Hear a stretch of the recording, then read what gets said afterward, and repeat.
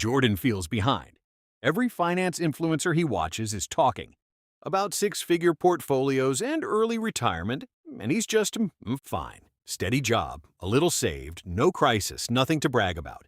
He assumes that means he's basically average, or worse.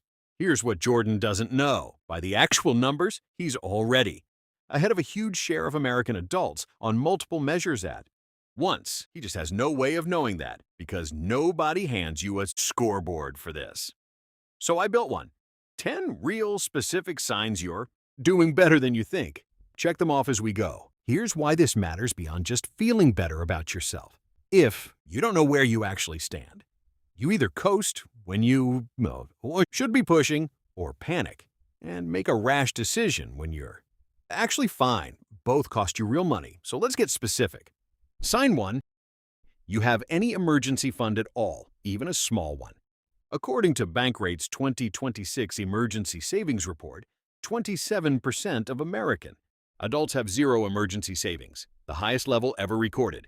If you've got even $500 set aside, you've already cleared a bar over a quarter of the country hasn't. Sign 2, you could cover a $1,000 emergency without going into debt. 59% of Americans currently can't.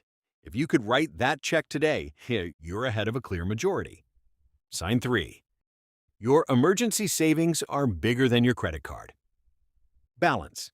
29% of Americans have more credit card debt than emergency savings right now. If your numbers run the other way, that's sign 3, checked. Sign 4, you've saved more than $18,880 for retirement, and you're under 35.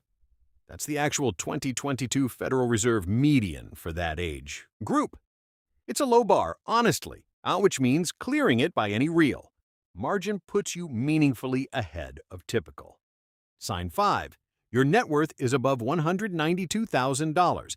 That's the current U.S. median household net worth per the Federal Reserve's survey of consumer finances. One honest caveat, this number blends every age, group together, and net worth naturally climbs as people get older. So if you're in your 20s and well below this, that's normal, not a red flag. This sign matters most as a rough checkpoint once you're closer to your 40s. Sign 6, you're saving 15% or more of your income. The actual national personal savings rate sits around 4.5%. Financial planners generally recommend 15 to 20%. If you're anywhere near that target, you're saving at more than triple the national average. Sign 7, you've never carried a credit card balance above 7%. Interest without a plan to pay it off. High-interest debt is one of the single largest wealth destroyers in personal finance. Avoiding it consistently is a bigger deal than it feels like in the moment.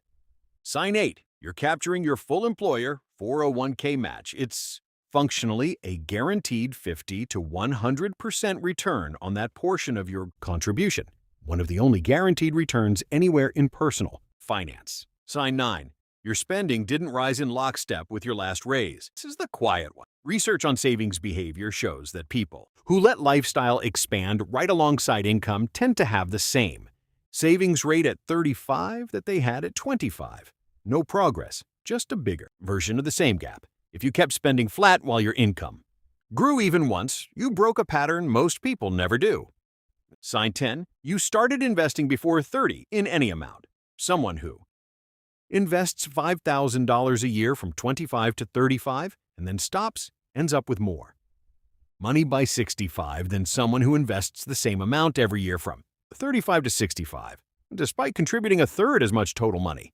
If you started early, even small, you're running a version of this exact math in your favor right now. Here's what most people don't realize about why almost nobody feels ahead, even when they technically are. There's no public leaderboard for financial health the way there is for almost everything else in life. You can see someone's car, their vacation photos, their new kitchen. You can't see their emergency fund, their savings rate, or whether they're capturing their 401k match. Only 48% of Americans are even considered financially literate, according to Capital Counselors' 2026 research, which means most of the comparison you're doing in your head is against a mental image of everyone else, not real numbers. Because real numbers are almost never visible. Think of it like judging your own fitness only by watching people's. Highlight reels at the gym, never their actual workout logs. You'd always feel behind because you're comparing your full, honest reality against everyone else's edited best moment. So here's what to actually do with your results. First, if you cleared 7 or more of these 10, you're doing meaningfully better than you probably give yourself credit for. Next move is optimization, not panic. Second, if you're missing sign 1 or 2, that's your actual priority over everything else on this list. An emergency fund isn't glamorous, but it's the foundation every other sign depends on. Third, if you cleared the savings and debt signs but missed sign 8 or 10, you're leaving free growth on the table.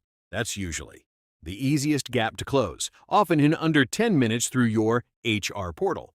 Fourth, revisit this list once a year, not obsessively. This isn't meant to become a new source of anxiety. It's meant to replace a vague feeling with an actual measurement.